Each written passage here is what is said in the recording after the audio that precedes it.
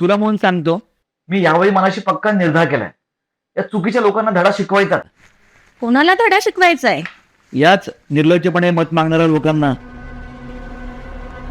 अगदी बरोबर. अशा लोकांना तर चांगलाच धडा शिकवायला पाहिजे. आणि यावेळी तर आम्ही महिलांनी पण ठरवलं की गप्प बसायचं नाही. आपण यांच्यावर विश्वास ठेवायचा आणि यांना निवडून आणायचं. आणि यांनी काय करायचं, प्रभागातील बेरोजगार तरुण मुलांना सोडून स्वतःच्या मुलाला सरकारी नोकरी लावायची. वा रे वा. हो, नोकरी पण यांच्या मुलाला आणि उमेदवारी पण यांच्या घरच्यांना. यांना प्रभाग म्हणजे काय बापाची जागीरदारी वाटते का? नाहीतर काय, आपण यांना निवडून द्यायचं आणि यांनी कार्यकर्त्यांच्या बायकांवर डोळा ठेवायचं, लफडी करायची. अरे कित्येकांचे संसार उद्ध्वस्त झालेत अशा लोकांमुळे. चमडी झाले. नाही, यांनी आपल्याला गृहीत धरलंय फार. आता बास. लोकशाहीनं मतदानाची ती शक्ती दिली ना आपल्याला, त्याचा योग्य वापर करायचा. योग्य व्यक्तीसाठी आपल्याला निवडायचा आहे गुणवान, शीलवान, सुशिक्षित आणि योग्य समाजसेवक.